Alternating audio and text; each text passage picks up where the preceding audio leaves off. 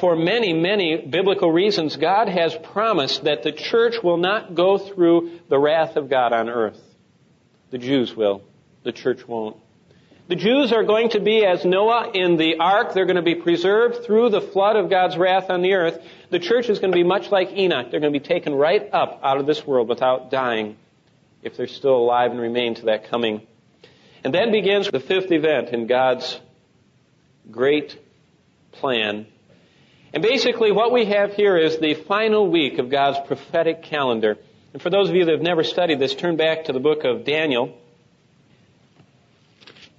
In the Bible it goes Psalms, Proverbs, Ecclesiastes, Song of Solomon, then the major prophets, Isaiah, Jeremiah, Lamentations, Ezekiel, and here's Daniel.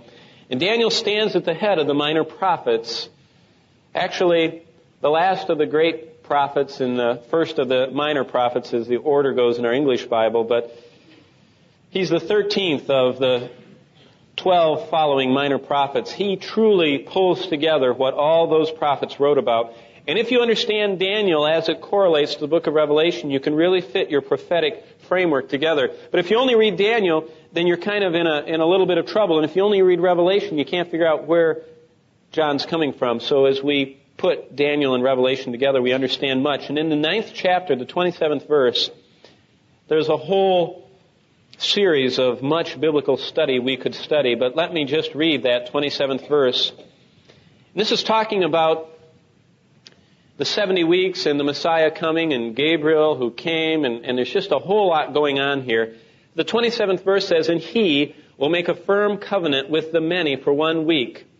But in the middle of the week, he will put a stop to sacrifice and grain offerings, and on the wing of abominations will come one who makes desolate, even until a complete destruction, one that is decreed, is poured out on the one who makes desolate."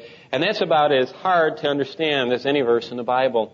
If you back up to verse 24, it says that there's 70 weeks that have been decreed for your people and your holy city to finish the transgression.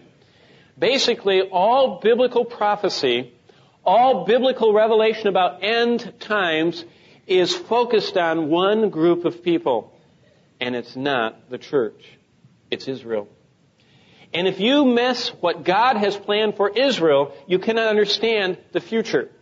And if you miss what God has ordained in His prophetic calendar for that national group of people who live in total unbelief these days, who lived with a veil over their eyes to this day, who live with grossly blinded eyes to this day, then you miss what God is doing, because God has decreed 70 weeks.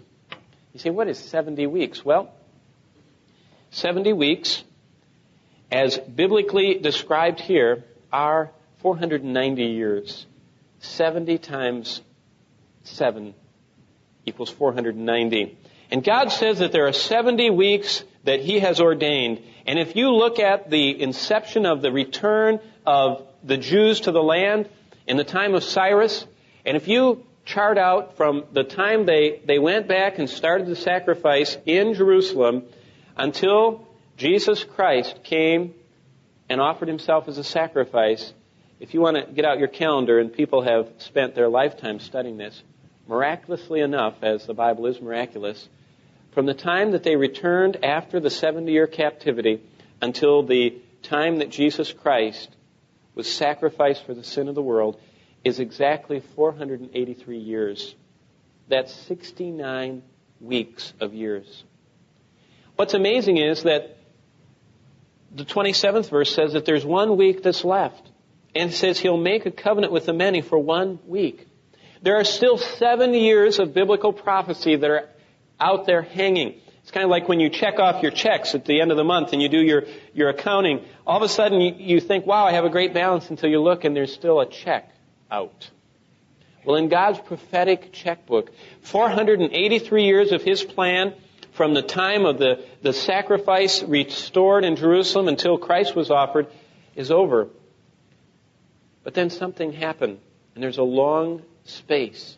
And that is that Israel rejected Christ. They wouldn't have Him as their king and their Messiah. And they crucified Him instead. And so God said, because He knew this was going to happen, He says that I'm going to bring in a new people of God. I'm going to bring in the church, and they're going to be the light to the world.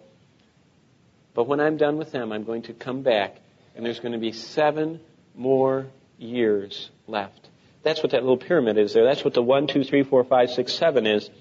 And right in the center of God's prophetic plan for the world and for the universe and for bringing back the control of the universe to the Lord Jesus Christ and to bring that title deed back and to unleash God's wrath on fallen mankind is a 7-year period known as the Great Tribulation